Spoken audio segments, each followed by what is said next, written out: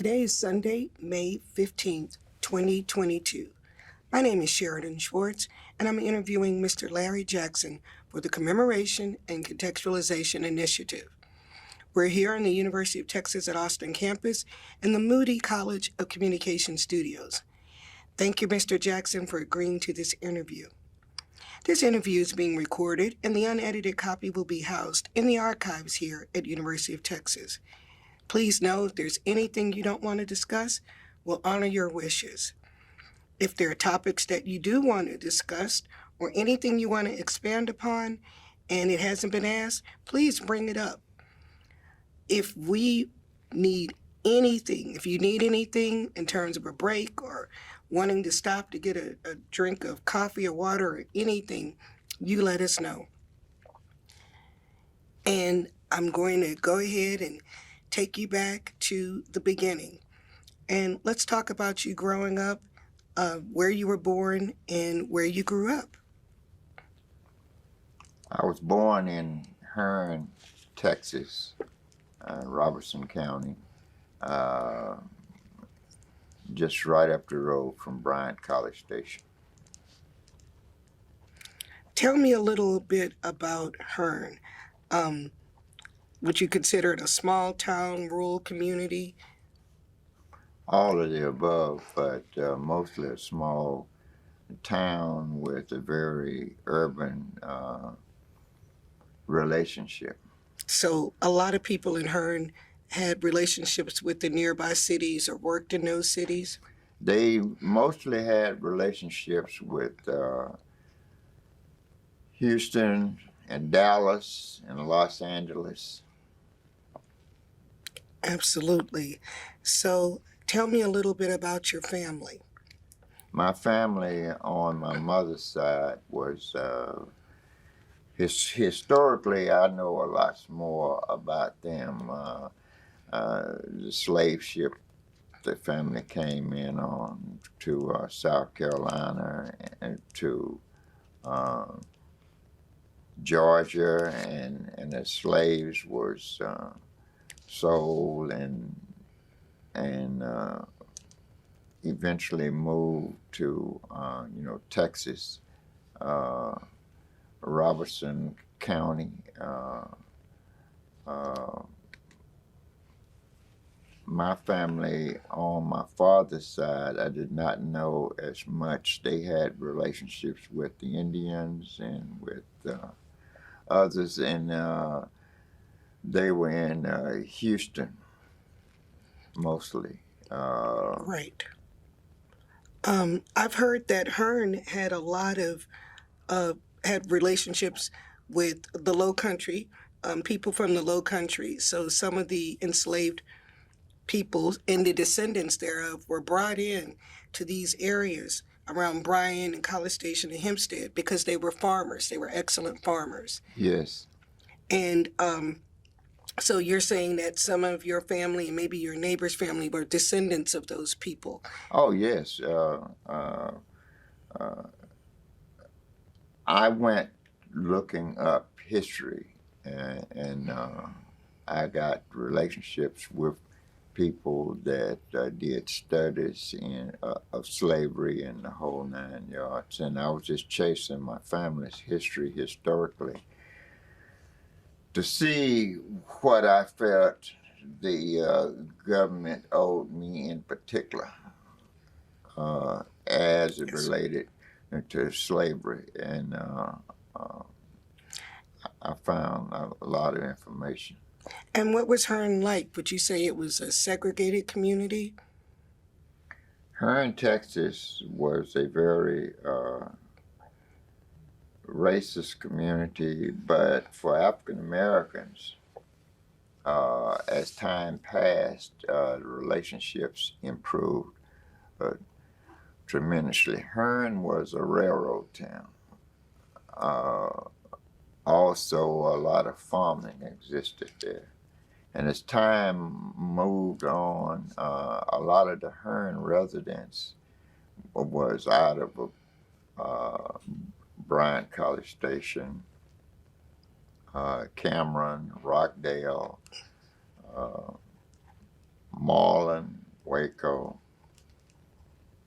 And so the history there is a little different than most people can envision, because a lot of the people that eventually end up being African Americans and very successful other places, historically, that's where they evolved from, such as Mayor Bradley, the mayor of Los Angeles.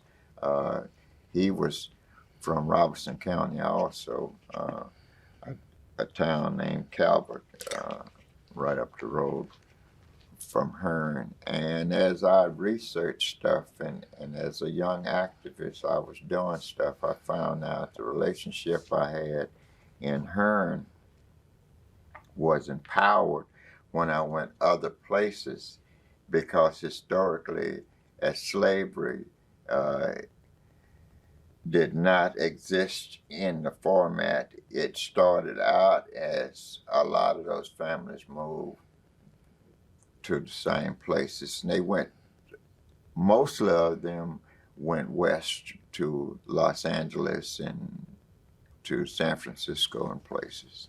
So you were born what year in Hearn, Mr. Jackson? 1947.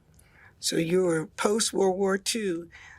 Was there still sharecropping in Hearn, or were many of the African Americans there working their own land or working other land, or sharecropping, a little bit of both? There was a mixture of all of that.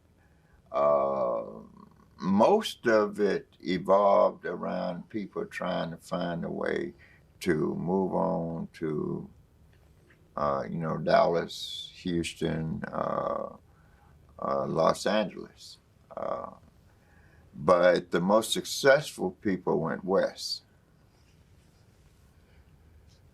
Did you ever yourself work on family farms or nearby farms, or do any farm work as a child?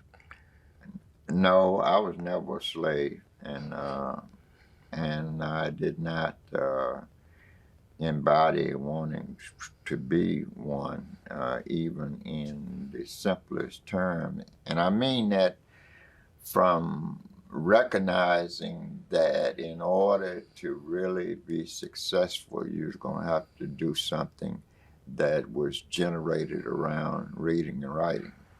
Yes, sir. So your self-determination led you believe that the future on the farm was going to be a limited future. I did not have a rural interest or history. Absolutely. So how did you get that idea from them, or your family, your friends, the community, that education was that way out, or another path, or another option? My family was very big historically in promoting education. And learning how to read was a fundamental option that you could not pass over. And reading wasn't something that was directly related to writing. It was just understanding what your condition was. And I learned early on that if I could read, I could understand. Were most of your teachers and those in your community, they were African American as you were growing up? When I was growing up early on, I had a mixture. Okay. Because I grew up in Hearn, Texas, and everybody was black. And a large amount of the educators were family members of mine also. Now, you mentioned that one way out was to go west for people, and your own family, through your father, ended up going west. So can you tell us about when that was, about how old you were, and when you ended up on the West Coast? Well, my father joined the military at a very early age, and I don't even think it was legal, the age he signed up. He ended up getting in the Navy, and he served under Admiral Nimitz in the nuclear navy. And if you understand anything about Texas history, you understand Nimitz was German. Yes, sir. The German population was very big in Fredericksburg and in parts of Texas, and they also had a big relationship in the armed forces. I for one, recognized that a lot of things evolved when I went out to California. I saw a different world. I went out there, everything was integrated, and they would relate to things a lot different than I was taught early on in Texas. And do you think that that sense of being taught that came from your parents wanting you, your family, to have opportunities that maybe they didn't have? That was a mixture. One, my parents always wanted me to have the best opportunities available, or not available, but opportunities. But a lot of what I really learned was from my relationship with other people. Yes, sir. And when I was brought up in the South, when I talked to a woman, it was yes, ma'am, no, ma'am. Man, yes, sir, no, sir. And when I went out to California, I was brought into a disciplinary position because they wanted me to stop saying yes, ma'am, no, sir. It was just yes and no. So you felt like you were almost penalized or disciplined for what you were raised to do? Well, In terms you of have etiquette. to understand, I was very young, so I was confused about why it was accepted here and it wasn't where I was from, and at a very early age, and I was in my 8, 9 years old. It is just kind of hard equating things based upon your history. Okay, absolutely. So you were mentioning you're about 8 or 9 by the time you got out to California. And what were some of the other differences that you felt being in the West Coast, being in California, to what you had experienced up to then growing up in I rural was Texas? treated the same as whites was treated, and I was treated in a fashion I knew was not acceptable where I was from. Integration was a process that really made a difference, and it made me feel like a human being all the time. And the expectation was I was just as good as anybody else, and race did not matter. And you felt that even as a child, you could feel that difference? Yes, yes, because you have to understand, at a very early age, 9, 10 years old, when I rode the bus out to Los Angeles. And that's where you guys settled, in Los Angeles, when you got to the West Coast? No, ain't no guys, it was me. You alone. Okay, I'm sorry. I rode the bus to go stay with my auntie out there. I see. And when you ride the bus drivers would tell me, well, Larry, you're going to have to stay on the bus, and if you need anything, you let me know. But these people are going into the restaurant and they don't serve blacks. Well, he didn't say blacks, he said colors. And I learned about segregation and all that. Then when I got to El Paso, I was told I could get off the bus, and when the bus stopped, I could go in the restaurants and the whole 9 yards. And out in California, life was totally different because I could go to the swimming pool with white people and swim with them, and I could do all of these things. Now, you have to understand, I had evolved in an environment to where that was not even tolerated as an idea, that's known as an experience. And that did a lot of cultivating me into having high expectations of myself and others, because I learned that when I was 9 years old. So, and that was literally on your bus ride from Texas to get to the West Coast. As you Yes. got further west, you could feel more freedoms and more opportunities on the literal bus ride to the West Coast.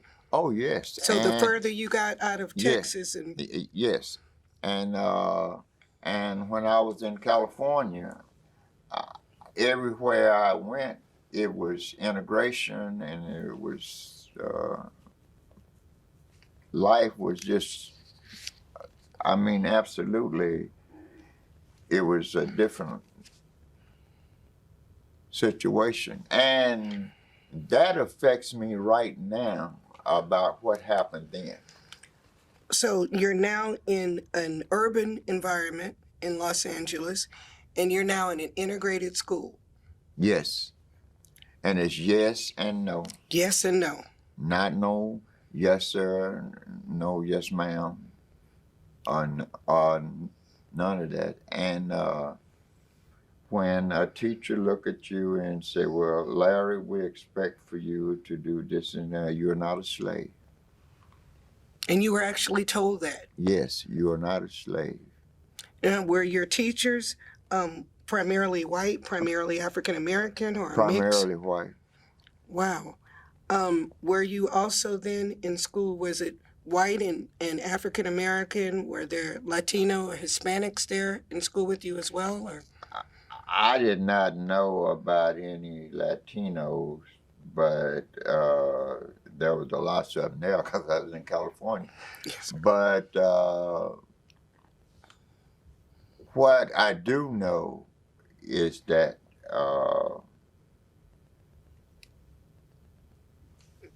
the white kids and the black kids were different. But most of the black kids had relationships that was from the South. And I don't care how well integration involves you in things, history is something don't separate you. And as African Americans, then we still wanted to be with each other. Do you remember you mentioned being able to go to the same facilities as the white students, as the other kids? Do you remember the first time you went to an integrated pool or an integrated recreation facility, integrated yes, gym? Everything was integrated. There was no segregated anything. And I grew up in a very upper middle class black environment. Yes, sir.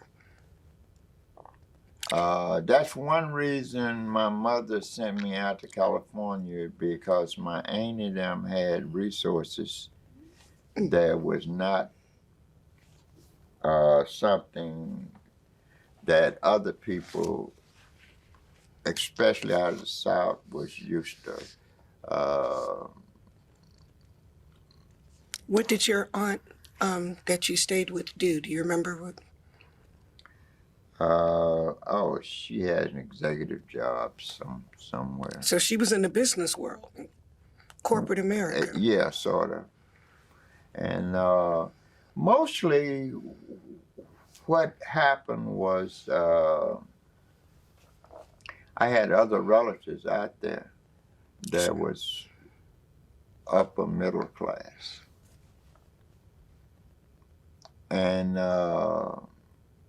most people don't understand this or see it, but the class you're in and associated with is the difference between how you see yourself and how others see you.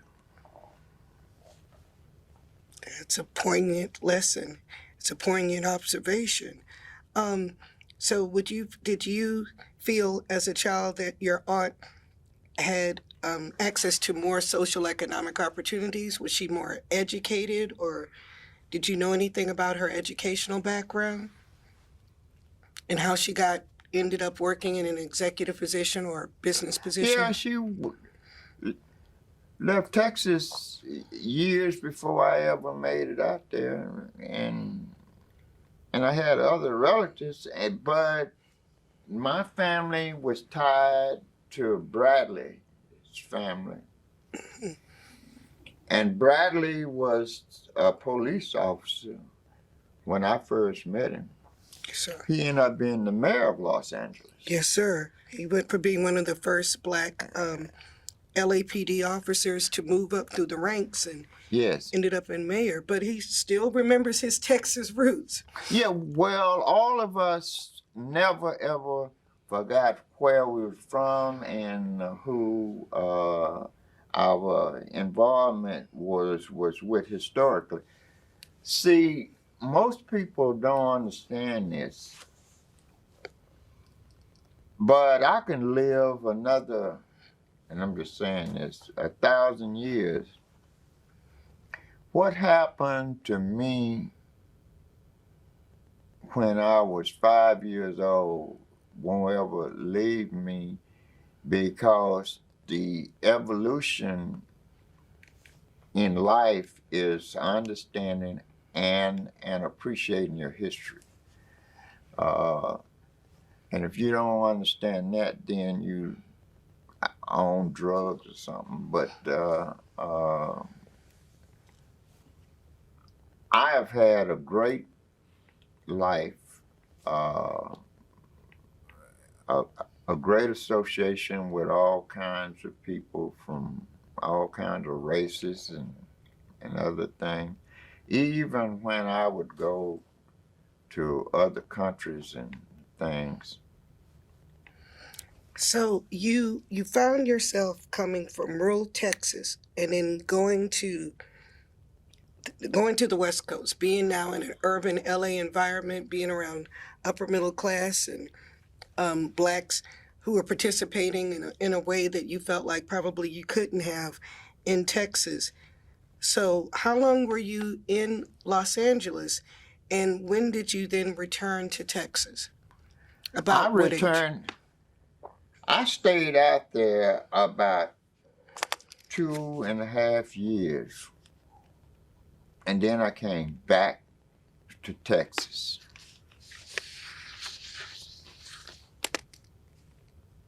And what was that like, Mr. Larry? What was that like to then be back in sort of the more segregated, or maybe in your opinion, a different, to be back in that environment?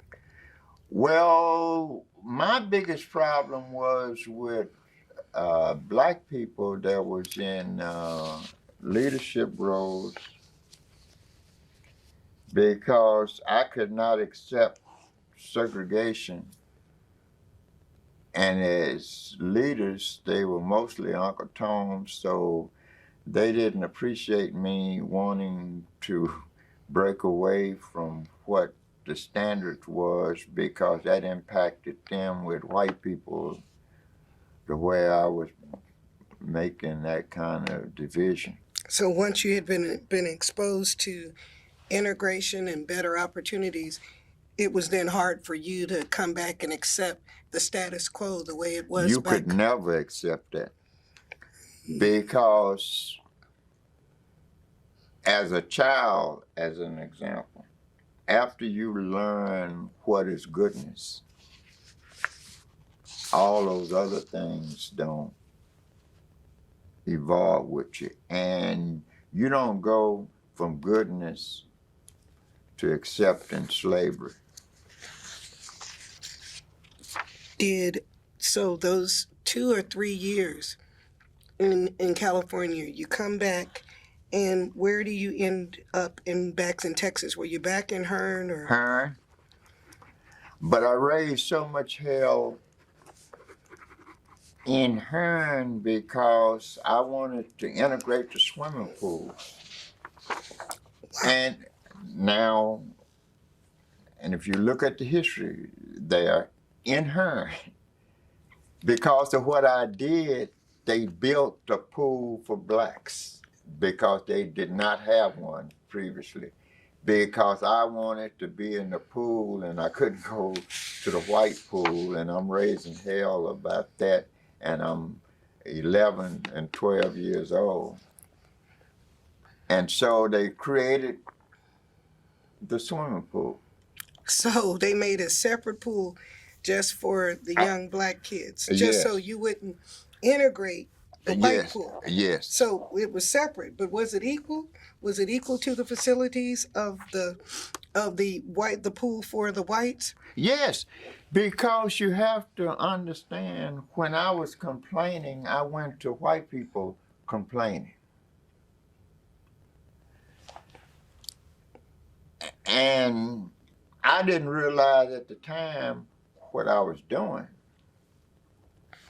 So when I made the complaint, that ended up getting into the hands of the politicians that was in Washington and other places about this little Negro boy is mad because he doesn't have the same pool he was in out in Los Angeles in Hearn. And if I'd have never left Hearn, I'd have never raised the question, because I would have never experienced the value of being treated like a human.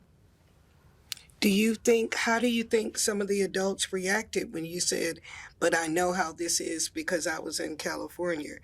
Do you think they were receptive to that, or do you think they thought, you mentioned the phrase stirring up trouble? What do you think? The principal of the school, I still hate him, B.C. Murray. He's dead now, been dead for a while. But who the white people were taking their madness out on was the blacks that was the principal of the school about this Negro done gone. And I'm going to tell you the place I ended up going to. I went to Texas A&M complaining about Really? the swimming pool. Wow. And they're the ones that took my issue and got the swimming pool built in Hearn, Texas. Wow.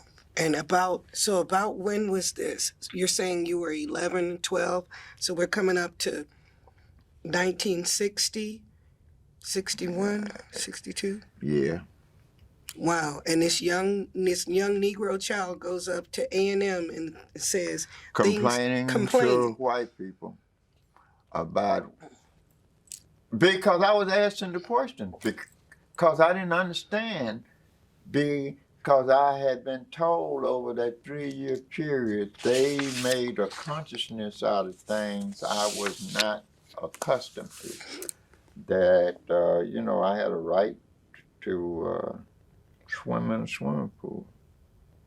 And do you think that's the roots of your activism and your desire for your fight for equal rights, for civil rights?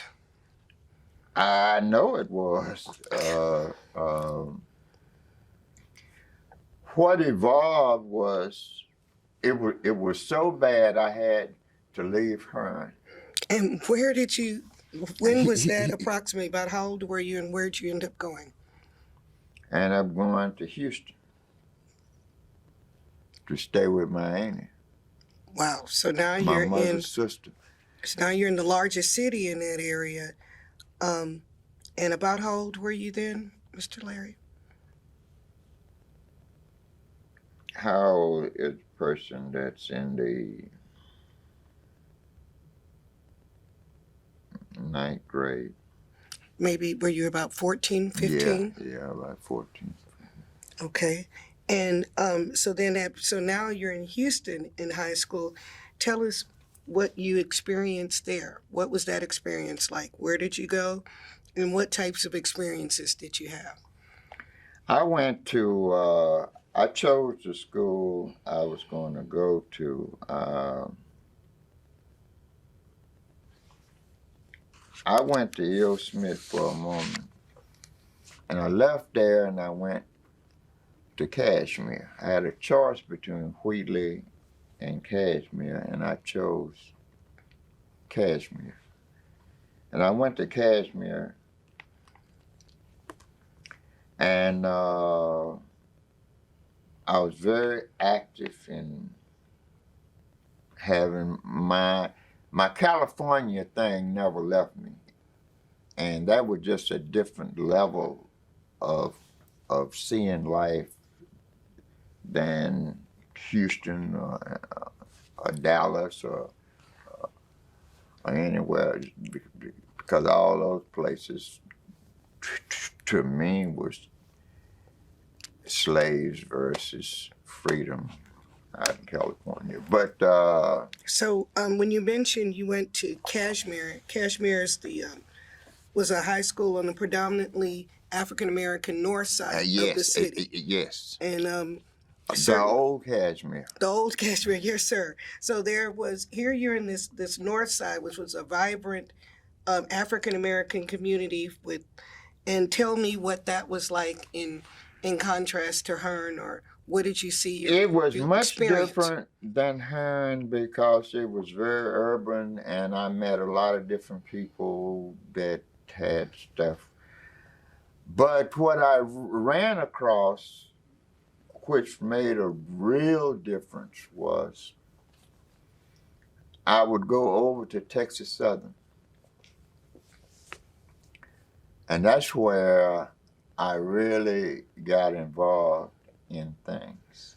So right about this time, Texas Southern, which was originally the Texas State University for Negroes, then becomes Texas Southern and becomes sort of a flashpoint in the community for activism Yes. and things like that. Tell me some of the things that you I experienced.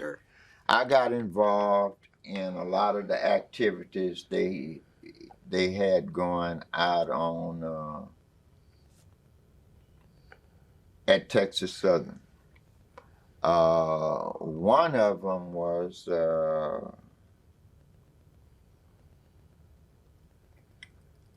there were just all kinds of people. You know, at the Y there, that as well, a lot of people stayed that was from out of town that was doing stuff. I would meet them at Texas Southern. Right. There was the Wheeler YMCA was a very Yes. important part of that, of Yes. the black community. And Reverend Bill Lawson and a whole host of other people was over there, and I met Mickey Leland over there, and Barbara Jordan. She was not an activist, you know, in the sense I was interested in, but she was always a person that was in a position that if you were right and if you came across a problem, she'd help you. And Barbara Jordan and Mickey Leland were both from the same North Side neighborhood Yes. that you were from in Houston. Yes. So as you come up to the 60s, and you mentioned Reverend Bill Lawson. No. Yes, sir? What made the difference was a school teacher that I knew from Hearn was now working at Booker T. Washington in Houston.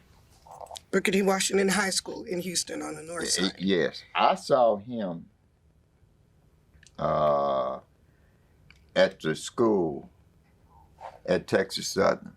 And so he told me, you ought to leave Kashmir and come to Washington. And I went to Booker T. Washington. Do you remember that teacher's name, Mr. Larry? I will get it for you. Yeah. So he convinces you to come to Booker T. Washington High School, also on the north side there. Yes. And what was that change like? What did you experience? Well, remember? the first change was my homeroom teacher. She had an appreciation for my vision about thinking I'm out in California. And she was encouraging me to stick with where you are. Don't ever walk away from what you know is right. So you felt like she reinforced and encouraged your sense of activism, your sense of wanting what was right or experiencing the right and wrong. So at that school, I had a lot of freedom. And the principal there understood me, and he moved me to a different homeroom because he didn't want me to bring on problems that he could envision me bringing on, but he was never against me. So you think he saw a little of that simmering and was trying to act to make sure you didn't come to harm and make sure, do you think he was? Yes. And tell us a little bit about him. Tell us about the principal at Booker T. Washington. I can't remember his name either. See, I'm having memory problems now about all these people. Okay. But you remember that he took an interest in you oh, yes. And helped make decisions to try to guide you. And he did. And at that school, I was very active. I would go over to Texas Southern in the morning, and I'd come back to Washington late in the afternoon, and I should have been over to Washington in the morning. So, with some of those people that you mentioned in some of these institutions, the Wheeler YMCA, Texas Southern, some of the places along Emancipation, which was the prominent African-American street, certainly on the south side. This is the very neighborhood where Heman Sweat was from. So did you recall hearing about Heman Sweat? I knew Heman Sweat. Was a Houston native, and tell me what you knew about him, being from right there on the south side, Wiley graduate, who, and even though you were young, tell me what you remember. You said you knew him. Yeah, what I was you knew very about the active, case. and I know it all sounds weird, but my history is so documented. Yes, sir. That what I'm appealing to is the documentation, because if anybody just pull up my name and ask for Larry Jackson's history, then you'll see everything I'm talking about. Yes, sir. Yes, sir. There's a lot. There is a mountain of material about some of the things that you've done. But Heman Sweat, taking it back to that, you're in this same community that where Heman was from, where he'd worked at the post office as he fought this fight. And do you remember cases? He would certainly be a prominent case of someone who did not accept the status quo, even though he was told no. He fought the case. Right. Can you think of some other examples of where you felt like, well, here's someone else who says this isn't right, but I still want to do this, even though it's not what's accepted? Yeah. I mean, names of individuals I can't Hmm. bring up now, but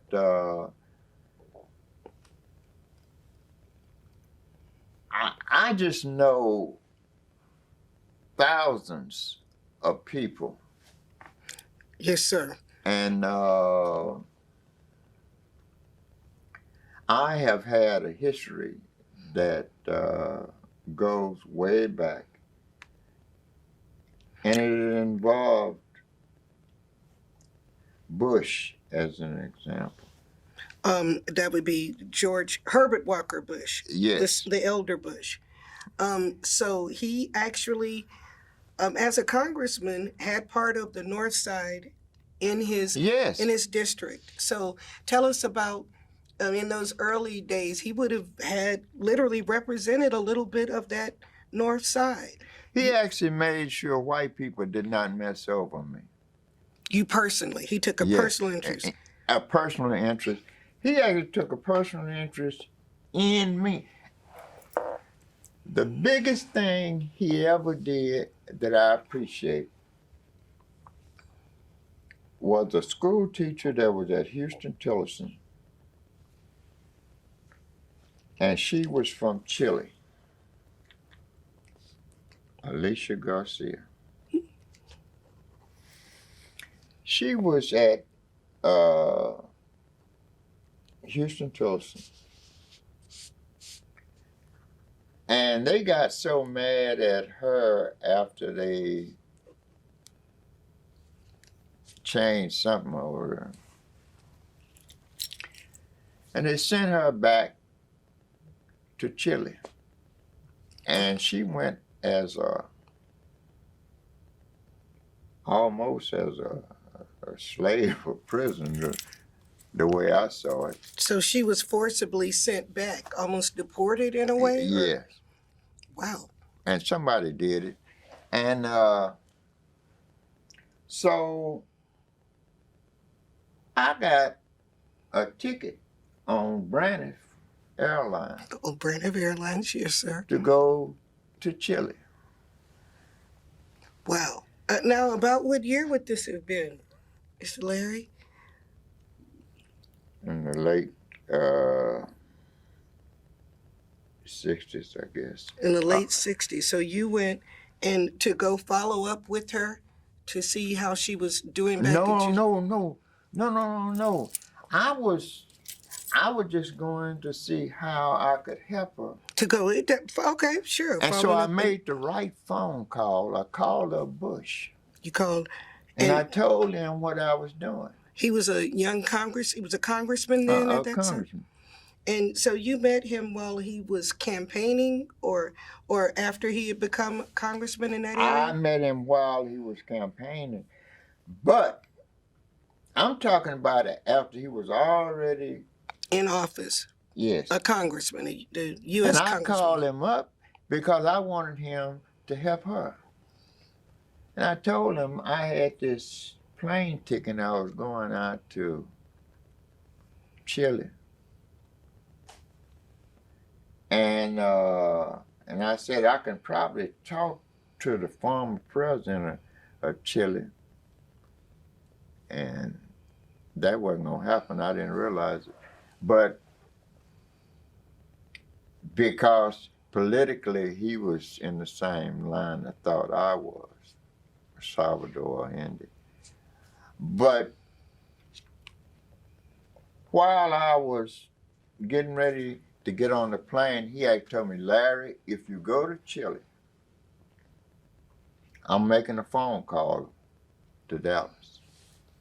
You're not to get off that plane. She can come see you. Wow. But you, and I went to Chile. You don't get off that airplane. Because when you get off that airplane, you're getting off American soil. Right. Stay on the airplane, and you have your conversation with her. So she met you at the plane? Yeah. Wow.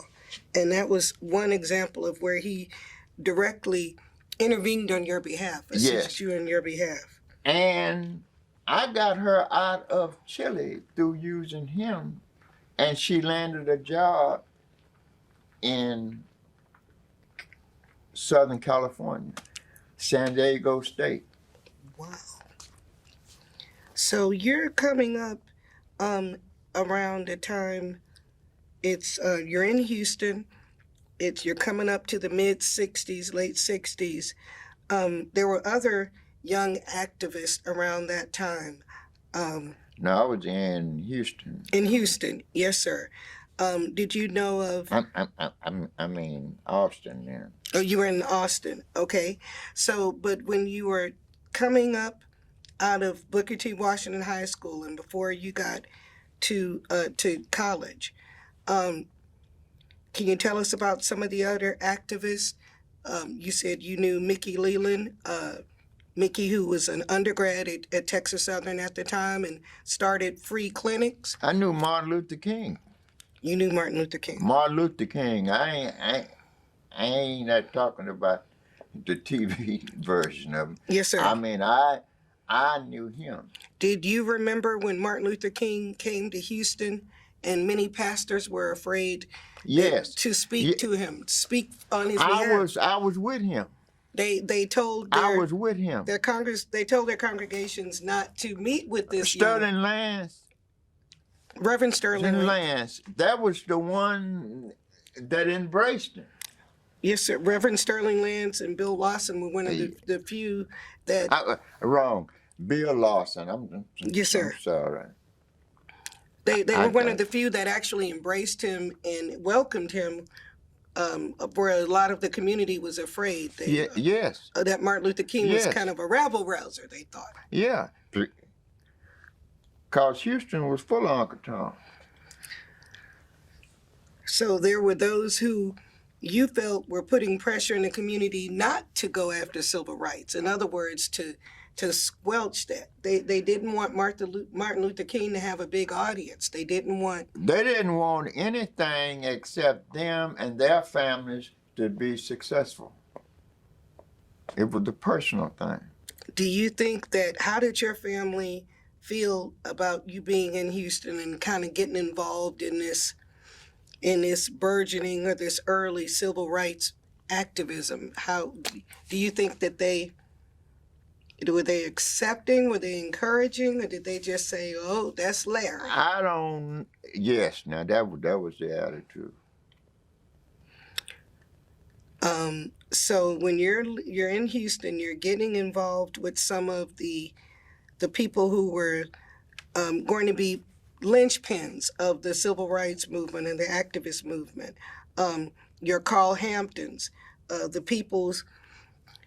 of the People's Committee, the Houston affiliate of the Black Panthers. What kind of decisions or experiences led you to decide to go to UT?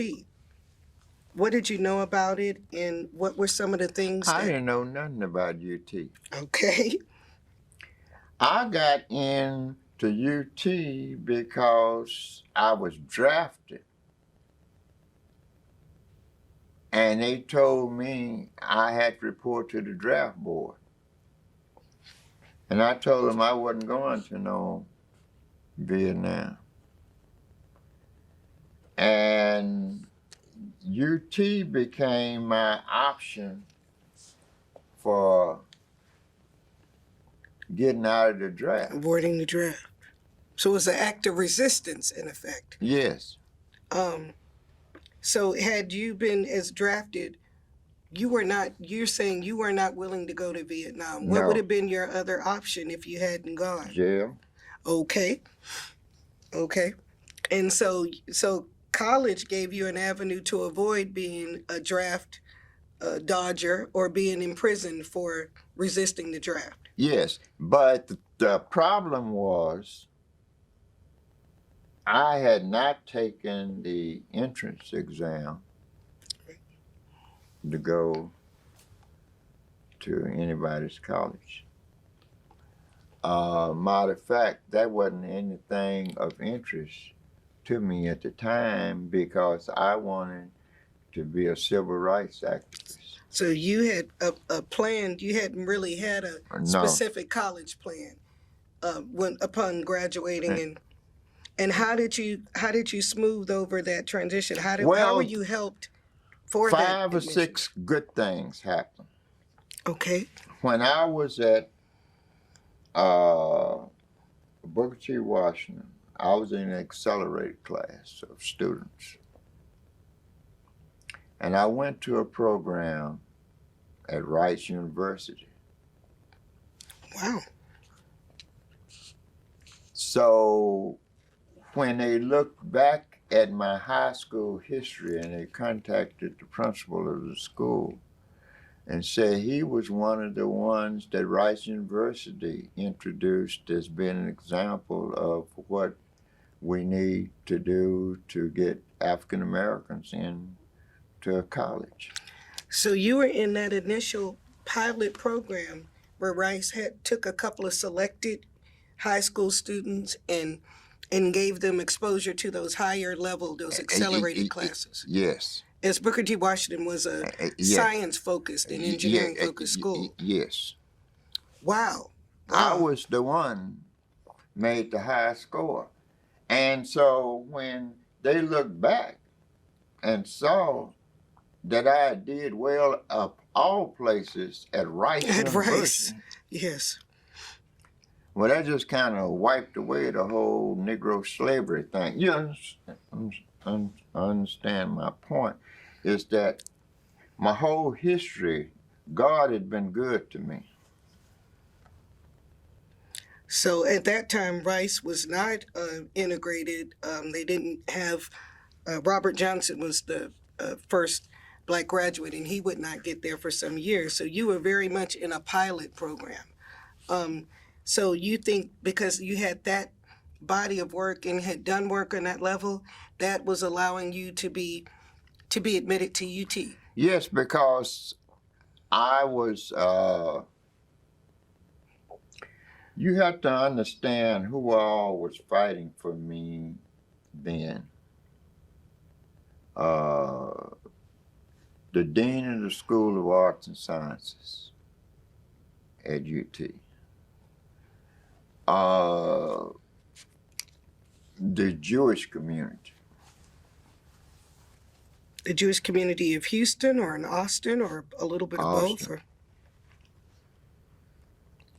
Now, when you first when it was explained to you that you could go to UT perhaps and then avoid the draft, what did your family back home, or what were their thoughts? Did they have any They had thoughts no on that? role in it. I was out here fighting this. You were independent at that point. Yes. You were, but we would say nowadays, almost emancipated. So you were on your own. Yes. And your family was not primarily making your decisions about. No. So did you have any trepidations or fears or concerns about going to Austin? Had you been to Austin before UT or? Yeah, I was here the whole time doing stuff at UT, but I wasn't a student. But you weren't a student. So you were here part of the Austin community. Yeah. But had not enrolled. And I wasn't on the east side. Okay. I was over in the university area doing civil rights stuff. And so I know you had done some work with SNCC, the Student Nonviolent? I had SNCC chapter. I was the person over SNCC here. So when you were kind of involved with it in Houston, then you brought that to Austin, to the UT campus. Yes. What was your first impressions of Austin or even of UT when you first started coming, even before as a student? I never had a problem with UT. HT, I didn't care for. And what were your thoughts about, was it the difference, the difference in the resources? Was it the difference in the campuses? Or what were your thoughts? The students were fine because they were relatives, friends, and a bunch of my relatives went to HT, a bunch of my school teachers, and the whole night. You have to understand, we're talking about a time that when slavery almost was still in existence around here. And when you say slavery, you mean reduced opportunities, Yes, yes. reduced, or do you mean that people had a slavery mindset in the sense that they were afraid to break out of that? Some of them had a slavery mindset, and some of them wouldn't have mind staying in slavery. That's strong, Mr. Larry. And no, that's the truth. Wow. So did you realize coming up as you had that experience that a lot of schools, I know certainly University of Houston is right across the street from Texas Southern, but even though they were founded very near the same time, they were founded differently. Did you have thoughts about that as you looked at UT versus HT? Or did you think, or in your mind, did you say, well, I don't want to go to HT, or HT is not going to give me the kind of opportunity I want? Or did you think that would be? I wasn't thinking about college at all. Okay. I got out of college. I entered college because I was avoiding the draft. Were you a little bit older than some of the students that entered, or were you still 18, 19 like most 19. of the freshmen? You were 19, okay. And so you mentioned you had a dean that knew who you were and some people in the Austin community. John Silver. Oh, wow. Okay, yes, sir. And so what do you think the expectations were of you? Was this seen as we're going to just get him out of the draft, or this is a great opportunity for him, or? All of the above. See, you have to understand, I was still active in civil rights stuff. Even as a student? Even as a student. So were you on a full scholarship? Did you have to work? No. Did people help pay your tuition, or did you have? I told you the Jewish community, and I mentioned them because there's money there that never surfaced. So they provided you not just support, but also financial support, not just community support or encouragement, but also financial support to help you pay your way through school. Downtown now. Look at the 3 places I live. You can get the picture. Okay, you mentioned you were downtown. You lived near the Driscolls, so you didn't across the street. Across the street from the Driscolls, so you weren't living in a dorm or a rooming house or student housing. You were in a full downtown Austin apartment, living well, they would say high on the hog. Some would say. And I moved out of that to the hotel down on the corner of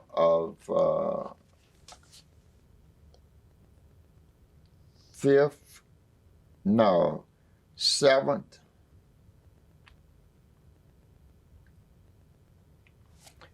5th and I-35. You know that hotel there? Yes, sir. The high rise. Yes, sir. I stayed on the 11th floor. Wow, it was pretty new back then too. Yes. The owner of the hotel from Port Arthur gave me a room, a suite on the 11th floor. A suite. Wow. So you were living a really different, the worst I had lived was on the east side in an apartment complex owned by Ebenezer Church. Oh, wow. Now, Ebenezer supported blacks both at UT for the few that were there, the precursors certainly, and at HT as well. Yeah, but you have to understand, and it's kind of hard having this conversation because if you don't know my history, it's a very extensive history, Mr. Larry. They made sure that I did not suffer because I had relatives and friends that had resources that was helping me and I wasn't aware of. Mm. And so you were an activist, you were a student. What would you say your student experience was like as you were in classrooms or dealing with your advisors, professors?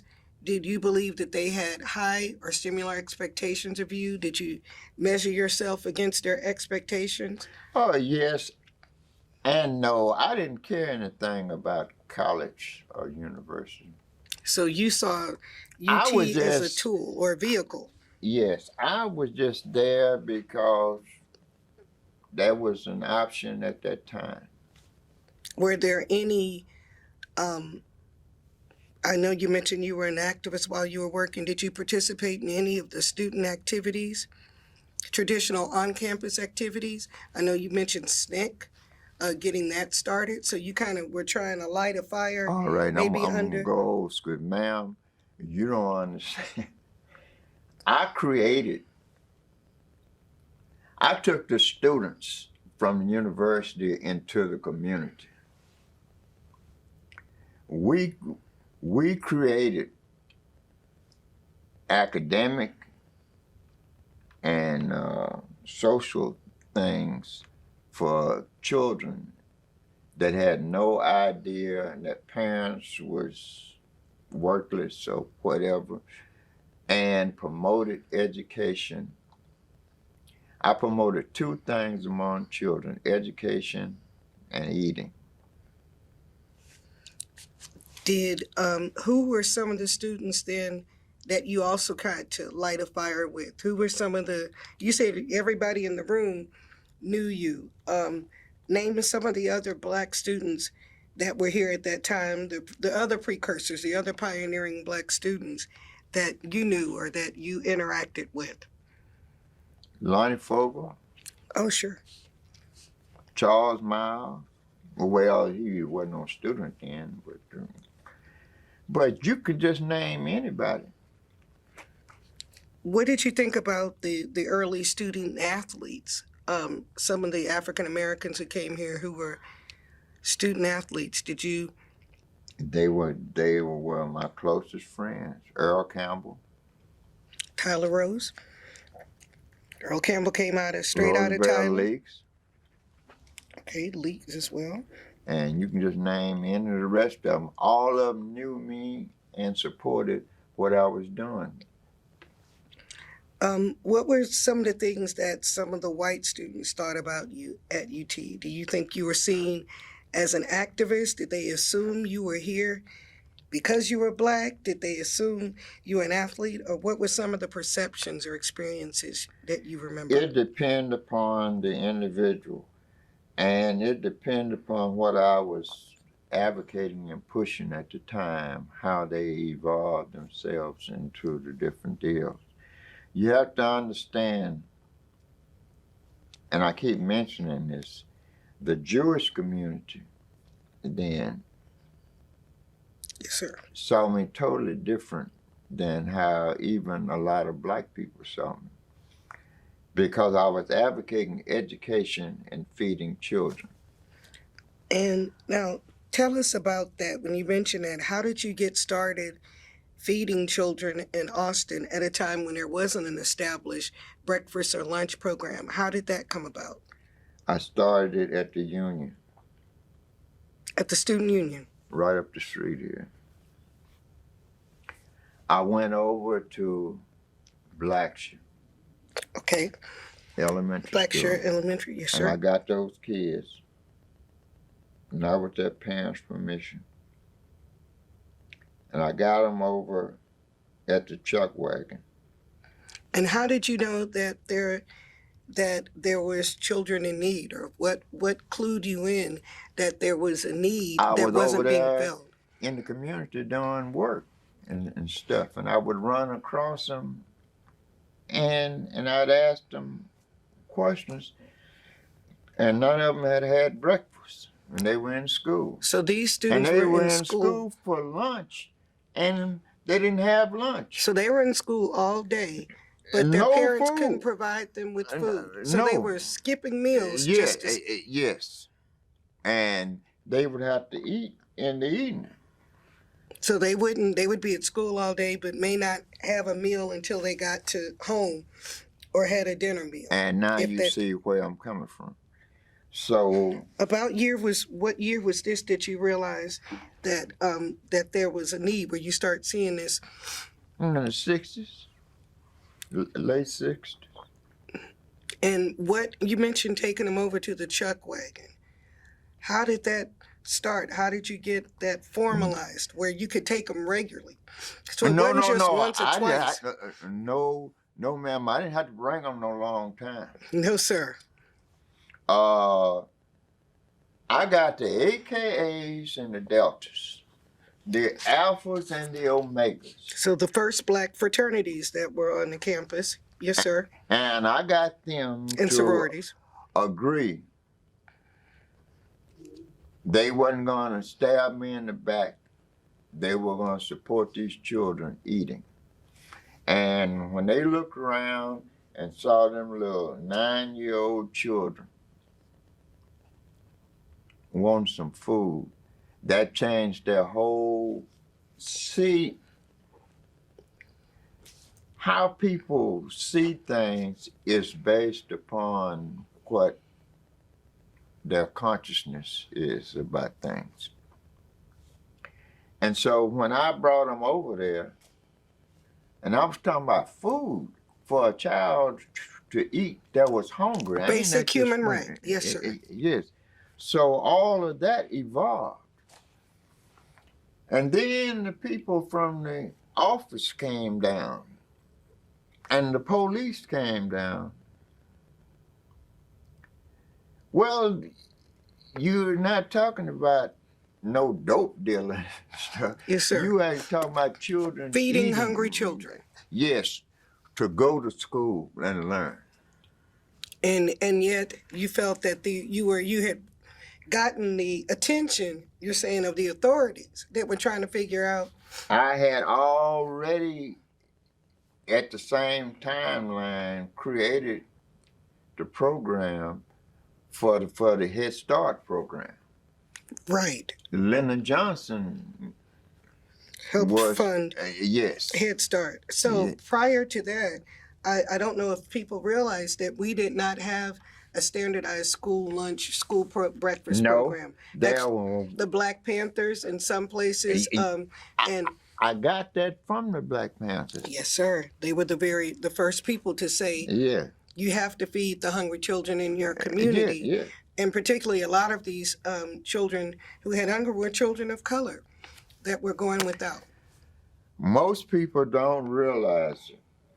Whenever you start talking about feeding a little 8, 9-year-old child, whatever their idea is about a whole bunch of other things, it changes because you can't justify that up under no circumstances because this little 8-year-old ain't on militant, it ain't nothing else to home the kids. It's not politics, it's about human rights, it's about a need. You hit it right on the head, human rights. So here you are, you're doing these very, in a way, radical, although right, things. Did you feel like you were getting negative attention, or that they were starting to say, okay, let's watch Larry, he's a radical? How did you feel walking upon the campus? Did you feel comfortable? Were there some spaces you felt like you couldn't go to, or you didn't want to be near this part of campus after dark? Did you ever feel any of that? No, because I was always welcome. Because I was a door opener for other people that may not have had the gumptions to do certain things. But they appreciated what I was doing. And at the end of the day, it all boiled down to if you felt I was right.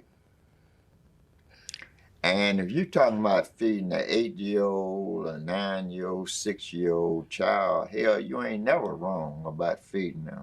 I mean, you know, and it ain't no radicalism to that. or nothing. And especially when a school is accepting kids in the door hungry and they don't have no food for them. You mentioned getting the black fraternities and sororities on the campus involved in this very simple idea of feeding these hungry children. Before that, had you felt any kinship or affiliation? Did you feel No, like they had that your mission and their missions were different, or their interests were different from yours, or I didn't focus? think none of the You didn't think of it. AKAs or the Deltas or the Omegas or the Alphas. Did you ever They, consider joining a I, fraternity or one of those organizations? the Omegas nationally made me an honorary member. Really? Yes, What year was that, sir? in 19 something, I don't know what it was. Okay, all right. That's an amazing. They don't hand out those honors very lightly, so that's certainly a testament to your work. But on the campus, you were kind of on a different track. It sounds like, or different. You were doing something different than what a lot of the students, I guess, at that time were doing. Yeah, because my stuff was always civil rights, but the children were the bottom line of So your focus was on children. children, which is you were a child when you realized that some things were not right Right. in this world. Did you have support from any of the churches or the religious? You mentioned the Jewish community and maybe the synagogues provided you with some help. Did you have any help or support from the churches, black or white churches, when you were here in Austin? Or Yeah, were yeah, you? yeah, yeah. Did you feel like you had to nudge them to get involved, or did they kind of see what you were doing and support you? No, because the way I was advocating things and the way I was going about it, it was a disgrace if they did not step forward. Did you find it difficult to do all this, do this activism, and then still stay up on your schoolwork or stay focused on your I schoolwork? didn't care nothing about the schoolwork. So the classes and your grades weren't a problem or a challenge. You didn't. I wasn't concerned about that. I was concerned about what I value. When did you make the decision that school was basically distracting you from your mission, or when did you make the decision to stop attending UT? Oh, I don't know. Do you remember some of the things that you thought about, or what made you think, well, I can continue this work without graduating, or I could do more if I wasn't in school? Or did you feel like the school realized you weren't as focused? Or what were some of the decisions? I never thought about any of that because that didn't matter to me, because you have to understand, I was brought up in an environment that if I was thinking the right thing and in what I value, mainly the children, that I didn't care what anybody thought about anything else. Was there a time in which you realized that some of your peers or some of the students that you started with were starting to graduate, but you were moving in another angle? Did you I feel didn't anything care. about that? You didn't. Was there any concern or question back home or in the community about your decision to leave school before graduating? No, Did because you feel any pressure? no one had any influence on how I got into school and what my resources was. So I mean, there was somebody out there along with God that was looking out for me all the time. And God was and is still. Can you tell us a little bit about what you started doing after you left the day-to-day part of being a student at UT? Did you stay in Austin? Did you move around different parts of Texas. What was life like immediately after you left UT? I did the same thing I was doing while I was a student at UT. I was caring about children. And I did that all over the country. What were some places that you went working on the issues of children or some of the community issues? I helped people around Dallas, around Fort Worth, around Lubbock, or around Houston. Were you organizing? Were you trying to get people involved, registering people to vote, trying to get programs started, working with I the Head wasn't Start? registering them to vote. That was another level of population worked on those things. Mm-hmm. I worked on things I could see results immediately. You mentioned that you were honored by Omega Psi Phi by the national headquarters of Omega. Can you list some other honors or accomplishments that come to your mind from the NAACP or Urban League or Black Panthers? I mean, any sort of groups that highlighted you? No, you would just have to look at my history over the internet, and it got all that kind of stuff out. Mm-hmm. Any of them that do you remember going to Washington or Los Angeles or any types of trips to accept any awards or accolades? For example, you mentioned George Bush once he became head of the CIA, ironically, and then vice president and president. Did you continue your association or any interaction with him? We had a relationship until he died.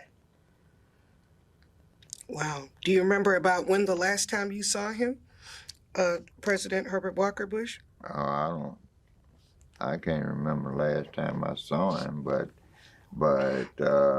did you interact with him in Washington after he became?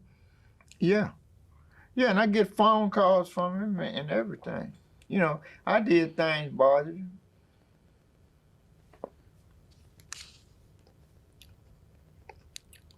Did you ever spend any time with any of the other Bushers? It was No.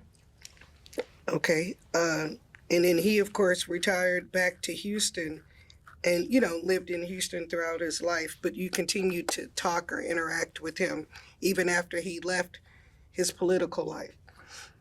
I did with his wife. With Barbara, okay. Yeah. Mm-hmm. Who was a noted reading and literacy advocate. Yeah. Had to understand, I didn't have the kind of relationship most people have, to where I was out having a relationship with Bush because I was trying to get over and get something out of it personally and all that kind of stuff. And I didn't ever do that. He would track me down. So you weren't trying to get a government contract and trying to get a job at the White House? No. Oh, no. I wasn't interested in that. Still not. Okay. So you felt that Bush knew that you had authentic interest in making things better for people and weren't just trying to get a job at the White House. You weren't just trying to wasn't about trying to chase anything for yourself. No. And I've never been that kind of person, period. After your time at UT, when people would ask you about your time at UT, is there anything that you shared with them? Did you talk to other students about possibly attending, particularly blacks, to attend UT or to come to Austin? What was later in your life, you think your relationship in getting some of these people that you were organizing or working with on a community thing, what did you tell them about Austin or about UT? Well, I guess I'm a little different than a lot of people. I find all this stuff to be very racist. What stuff particularly, Mr.? Well, stuff in general. See, you go to UT because you choose to go to UT. Because UT offers you something you value and want to use. Academically, UT is a very good place to go. It is not somewhere I'd be advocating people go, but I have had the privilege of helping people get into UT that would not have gotten in up under normal circumstances because I have relationships. So you were able to use some of your influence to help some of the next generations Yes. to go and to thrive while they were here, Yes. based on your Yes. intervention and your assistance, your Yes. advocacy. Yes.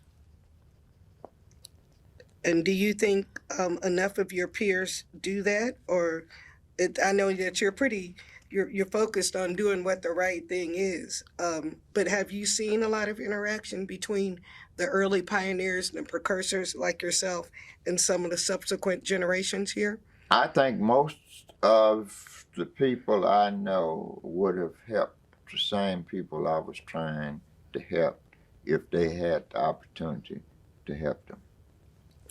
When you mentioned knowing Heman Sweat personally, did you have any interaction with him in the later years, or what did you hear about his life or his experiences? What do you think he? Those are mostly Houston experiences. And mine was here. Mm-hmm.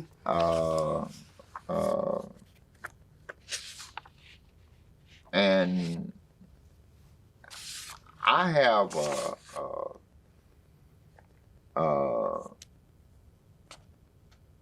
a situation where I have relationships that are past relationships, but I mainly deal with where I am. So you end up being this activist and doing these programs and doing all sorts of community education, community activism all across the country. What leads you back to Austin, or did you always maintain a home or a base in Austin? And how did you end up at the city of Austin? I ended up with a job at the cities because the people that was running things then saw I had a value that would help black folks. What kind of things were you doing that got the attention of the city? I cared about folks, and when I had resources, I shared them with people that actually needed those resources. Were you working with community groups then, or how were you doing that? How were you advocating for community residents or children in the city? Now, I'm going to be very fair with you about this. Most of my relationships was with people that was in power. Okay. So elected officials in some of their top, some of the... Elected or financial. Yes, sir. Secure people. So on the state level, people in business, people who could people fund these programs? At the city. Yes, sir. When I was hired at the city under normal circumstances. And what year was that, sir, approximately? When you got to the city of Austin? About 1980. In the 1980s? Okay. Yes. Okay. Up under normal circumstances, I wouldn't have got a job at the city. They knew exactly what I cared about, so they just made sure I was in a position I could evolve. And who helped facilitate that for you? Mr. Larry, would you say it was? The former mayor, or whoever it was. And when you got to the city, where did you land? What job did you start with, or what title, or what The were first you job I had where the power was at the electric department. doing? Okay. And it wasn't by no electricity I was over there. It was over resources. So you were helping like activism. You were helping do programs like for low income people who Yes, needed access yes, to yes. utilities, sort of And low income. now, just needing help. So just community activism, Activists, working with. yes. Did you believe that you helped empower or to help have people have a voice that wouldn't have necessarily been able to talk to the mayor or talk to these things? Did you see yourself as a conduit or a kind of a funnel of concerns in the community, like a I grandmother do that doesn't that get every her? day now. Okay. And what kind of issues were people coming to you with? People not being able to pay bills or get All of the groceries or above. home repair. Just what kinds of. People needed resources, period. Hmm. And that's what I was good at, making sure you had a relationship with people that was in a position to help you out of your position.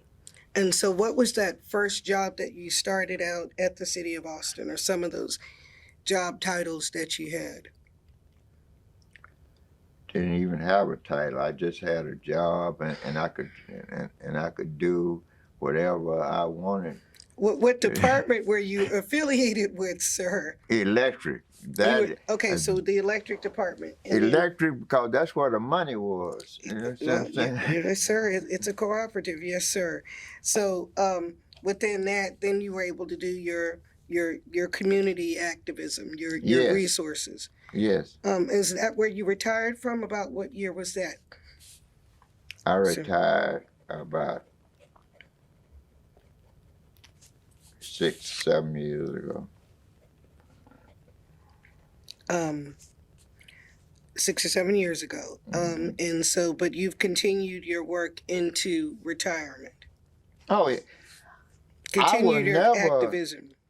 I would never stop doing what I cared for. Now, when you're at the grocery store or the barber shop and someone realizes, oh, that's Mr. Larry Jackson, what are some of the things that people in the community come to you or say to you or ask you for help with or talk to you about? Most of them don't ever do it that way. Okay. Give me an idea of some ways that people reach out to you. They go to people I know. Mm-hmm. And that's where they get their help from, because the people I know then come to me.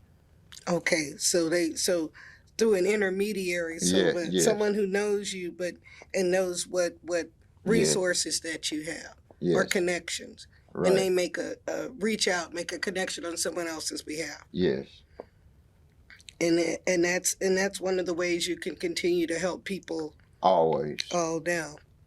At the city of Austin, being there for so many years, did you have interactions with UT, or what were those kinds of interactions with? Were you able to continue to do things on the campus or reach out, or did you? And you have to understand who I am and what I am. But the Alumni Association members. The Texas Exes. Yes. Tell us about your relationship with them. You have a Texas Exes keychain. Yeah. I noticed. But it is the Alumni Association who actually got me here today talking about this, because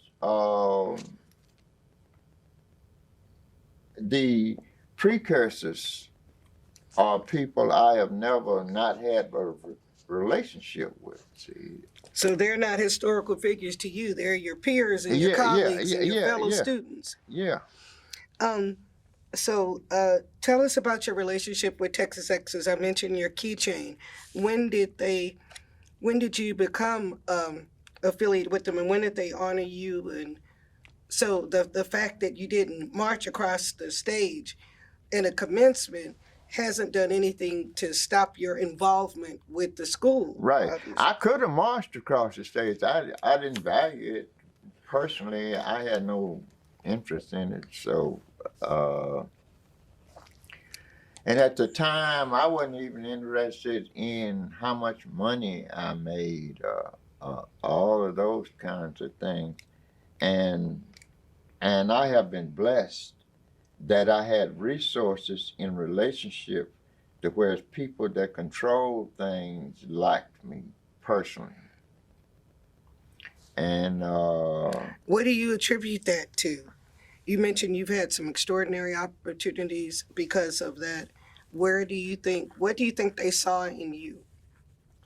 Or continue to see in you? I didn't mean to say. well, they saw I cared about the things. At the end of the day, they wasn't gonna go out on the line having a relationship with, but they agreed with what I was advocating, helping the poor, helping children, helping old people that had no resources, helping people that had been screwed around that under normal circumstances, if they had been white and from a privileged environment the way a bunch of them are from,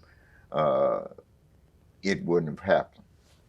And that's, I mean, in the real world, everything's about relationships. You mentioned your relationship with former President Herbert Walker Bush, the elder Bush, and did you ever think that you would live to see a black president? And what did tell us any thoughts you had about President Obama or him and his family, or what you thought that meant, or what you think it may mean now, or may mean in the future? Well,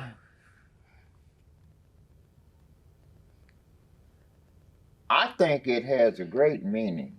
I think President Obama's wife is much better.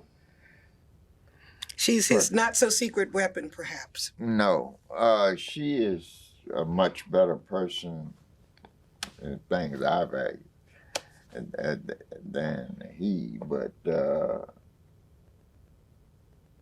a lot of the people he hired, I had great relationships with. And you knew Michelle Obama. Yes. You knew her early on. I mean, yes. Before she was a first lady, or before she...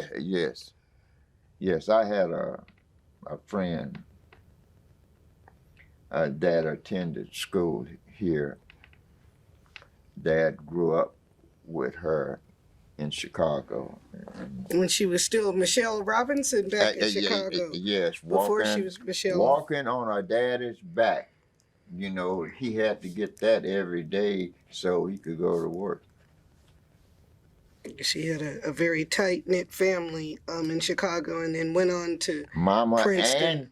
and daddy, all of them were real family. Real tight-knit family. Mm-hmm. So what did you think about seeing the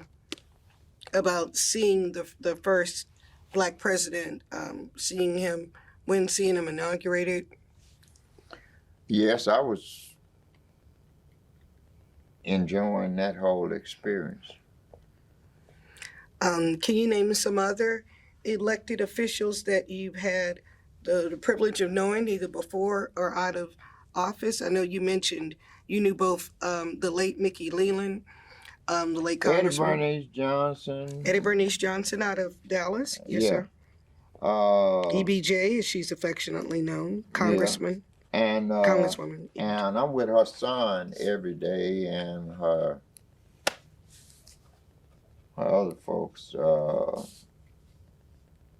But And you knew Mickey before when he was a young activist. He I graduated knew, from TSU in 1970 and then started a life of activism. So you would have known him before he was in public office. yes, I knew him right out of high school. Came out of the north side, same neighborhood where you're from. Yeah. Did you see in Mickey was known as someone who was a relationship builder and a bridge builder. Did you see in him his ability to go, as they say, both uptown and downtown? Yes. To go from Yes. Black communities to other communities and bring those resources back? Mickey knew how to communicate with people. And what was it like seeing him go to the legislature and Congress? Oh, fine. I felt comfortable with Mickey and with all the rest of them that was in. In his very, very untimely demise in 1989, he died in August of 1989. While he was on a congressional mission to Africa, what kind of thoughts did you have about Mickey Leland, about his life and his death and his work? Well, I think Mickey's life and Mickey's work was wonderful, and God will reward him on all of that. I was not surprised he didn't get killed. So you were not shocked. No. There are some people who say or speculate that his death may not have been an accident, I or don't was a think it was convenient no accident. and you do not believe it was. No. Mickey had the ability, they said, to bring people together, but he also made some people, some corporations uncomfortable. And there are thoughts. So you yourself believe Yes. that's something he might have come to. Yes. And that's what happened when you're out here doing things for people. That's name some other. You mentioned Martin Luther King. What was his death like for you? What was his assassination? It was very bad, and I remember Martin Luther King as a young activist, and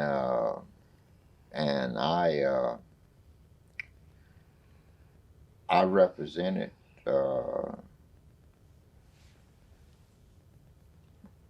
the university black side of it anyway, at Martin Luther King's funeral. You attended Martin Luther King's funeral? Oh, yes. Left here on Eastern Airline to San Antonio, from San Antonio to Atlanta, and stayed on the plane in Atlanta, and was told, Larry, after you get off this plane, you're going to go catch the other plane, but you're not getting off and staying here at the motel we got for you.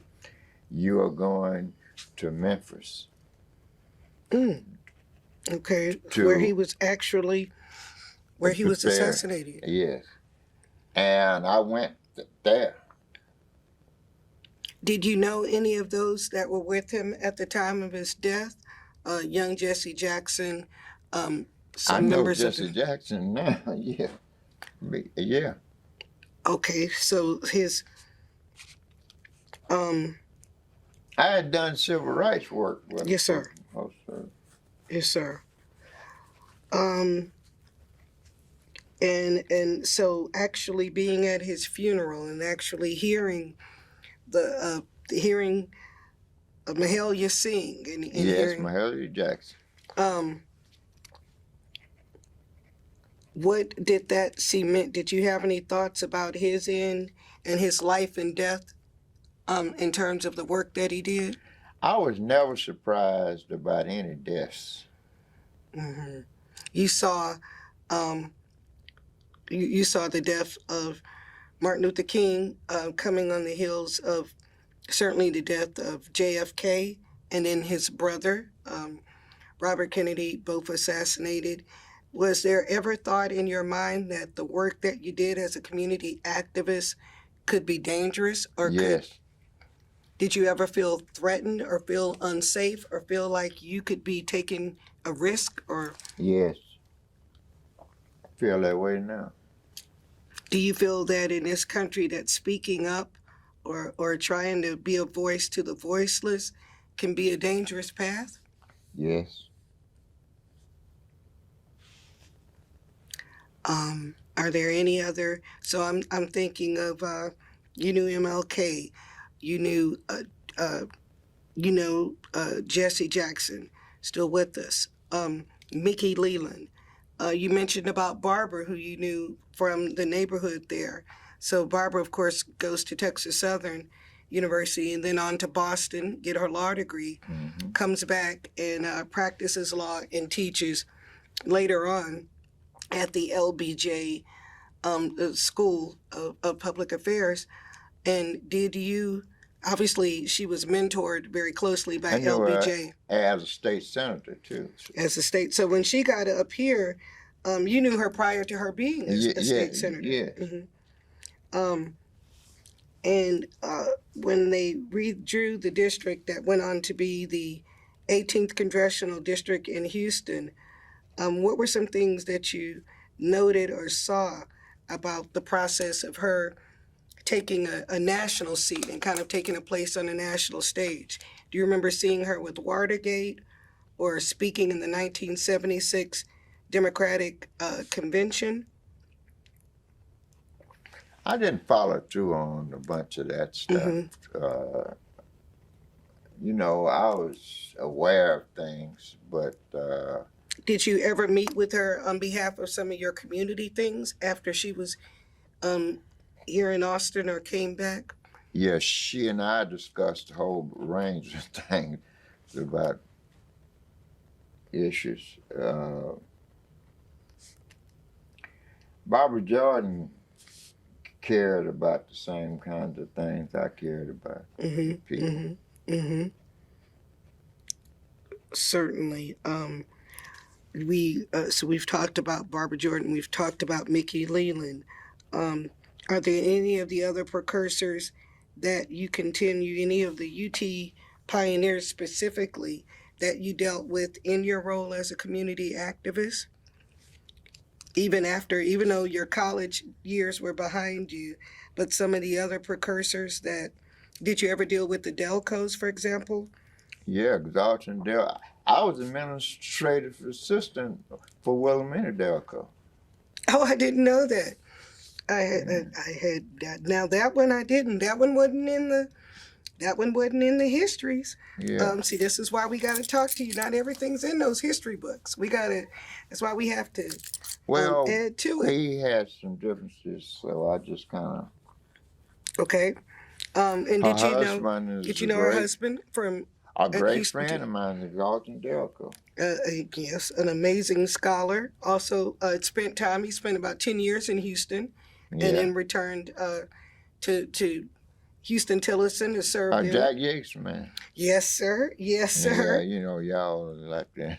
Yes, sir. I am from from Washington. Yes, sir. I am from the neighborhood of Jack Yates, which was which is where Heman Sweat had gone to school. Now, you know something surprisingly about this. Exalted Delco was really out of the area over there to where Washington is. Oh, I didn't. So he was originally from the north side before he got on the north side? Okay. Yeah. Again, I did not realize that, and I certainly have followed the Delcos in their work for quite some time. Yeah. So there's an example of some that you had interaction with. You mentioned Lonnie and Charles and Earl Campbell. Were you able to reach out to any of the other Black athletes and get support, or some of the other Black leaders to get support for your programs or your initiatives? I've always gotten support from UT Blacks. Do you remember Earl Campbell coming out of Tyler? They used to call him the Tyler Rose. Yeah. You remember him when he was on the campus? Mm-hmm. I've heard people say that they always saw Earl. He was either coming to or from the lunch, coming from the cafeteria. He loved to eat, which of course served him Earl and well I were as an NFL player. was good friends. Wow. And was he able to help or support you in any of your community initiatives, or is Earl he someone supported things I was doing. he was someone you could go to? And I could go to any of the Texas exes. are there any right now that you meet with regularly or see at events like this? Yeah, I see them around. What did you think when you heard that UT, through the provost office and through this connections program, is trying to now get these stories down and get some of this history that has, even though it's been a part of the UT history, hasn't necessarily been chronicled or recorded? What were some thoughts? Because somebody black, I don't know who it is, found the right white folks to let them know they wanted this done. And do you think that says anything about UT progressing or evolving as an institution, that they were able to get a project like this going? I think it was, but how it got going is we have to care about our own history, and when we do, then we make other things happen. There's a famous quote about not knowing your history. But in your case, if I understand what you're saying, what are some benefits or some things that you think could come out of a project like this? Something that the university hadn't previously attempted to do? Well, the first thing that's going to happen is young people are going to benefit from it. And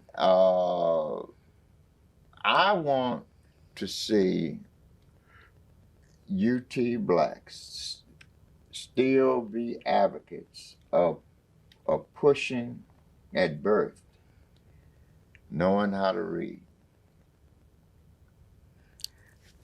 Because nothing is more valuable than a child learning how to read, because nothing's going to come out of that but good things.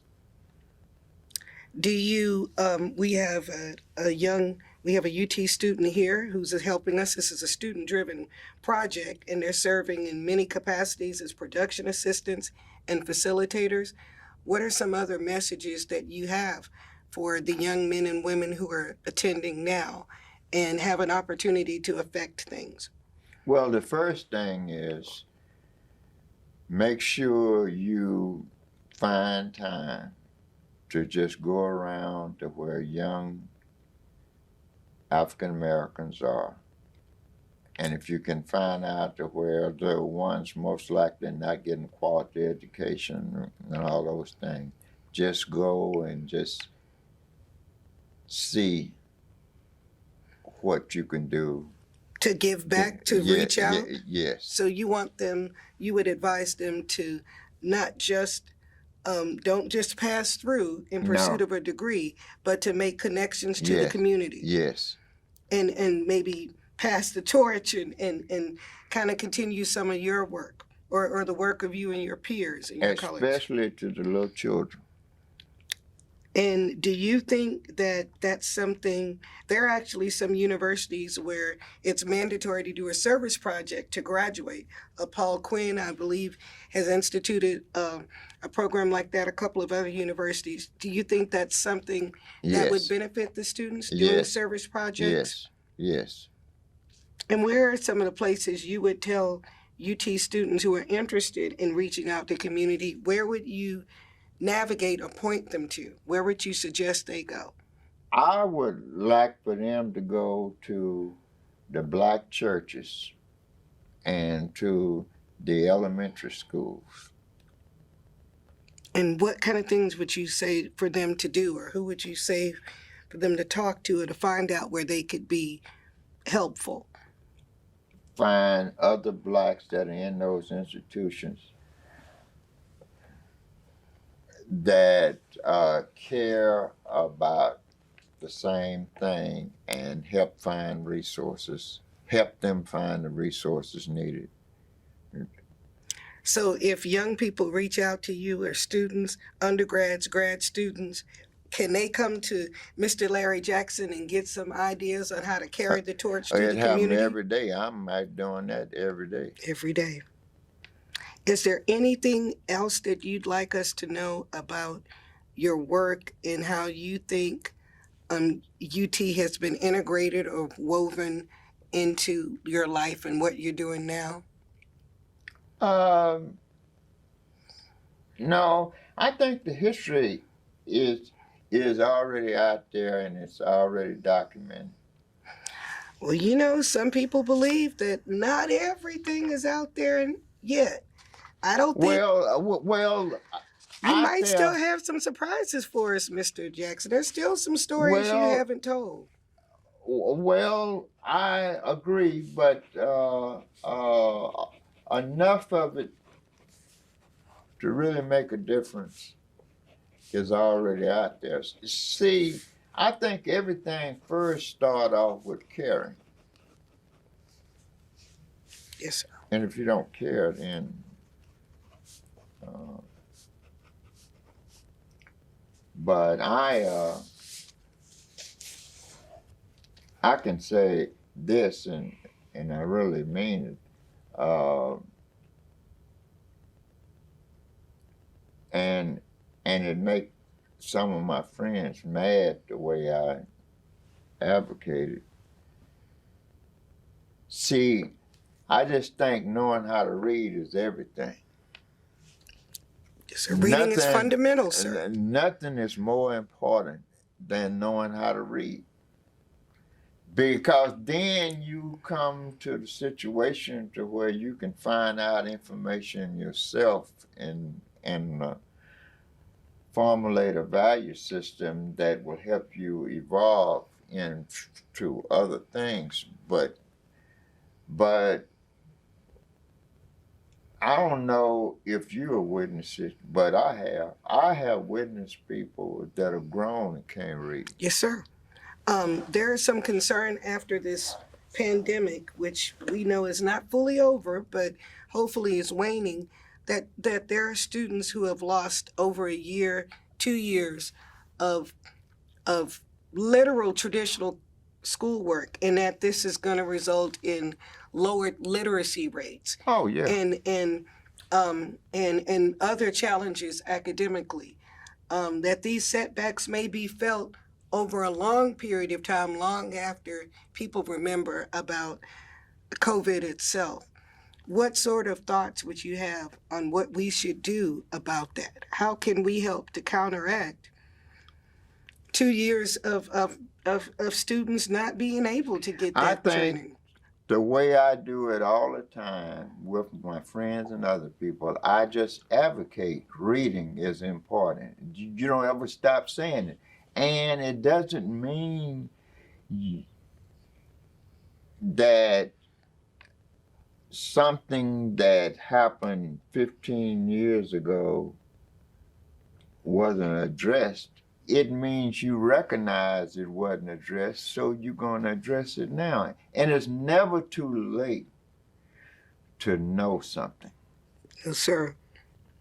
Would you say you're an advocate of lifelong learning? Yes. Be it outside or inside a university, or just in person, just learning, reading, knowledge? Talking to people could be a form of learning. All of the above. We're learning a lot today. Yeah, all of the above. You have to recognize that if you are very well educated and if you know a lot about this and that, but you're in an environment that is not very well educated, then you're not going to get the full benefits out of what you should get, because if others don't have a similar value system, your value system won't ever blossom. So for you, this young man coming out of Hearn, Texas, getting to a whole new world in Los Angeles, seeing a whole new way of life, would you say that that exposure changed the trajectory of your life? It changed everything, because I saw something I would not have seen, I would not have understood even if I saw it, that what you really value are the things you understand. And if it were up to you, do you think, who do you want to listen to the words that we've recorded for you today? Who do you think could possibly benefit from knowing the stories of your story and some of the other stories? Especially people that are in a position to fundamentally make change work. I don't, That makes sense, sir. because I've had a lot of friends that was full of resources, but they didn't need the extra information because they already got those resources. They got to learn how to share that with other people who don't have those resources. And resources could be contacts, could it be financial, Anything. could it be information, could it be All of the above. access to information? All of the above. What was, if you could sum up, what is the one thing you want people to say about your life and your work and what you've done? That I believe that there's a God, and that I have done those things recognizing God is a witness, and if I don't carry out of them, I would not be appreciated by God the way I want to be appreciated. Nothing else. That's very deep. Is there anything else you'd like to share with us? No, nothing's greater than God. That's a great way to end it. End it at the beginning. Yeah, Take it from the Alpha to the Omega. that's right. Yeah, the Omegas looked out for me. There we go. And we want to find out about that Omega Sci-Fi honor, sir. That's a very great honor. They just made Louis Farrakhan, Honorable Louis Farrakhan, became an honorary Omega last year after a lifetime of wanting to be one. So there is, so that is something to be said. Thank you so much. And thank you, sister. Thank you, Mr. Jackson. Brother.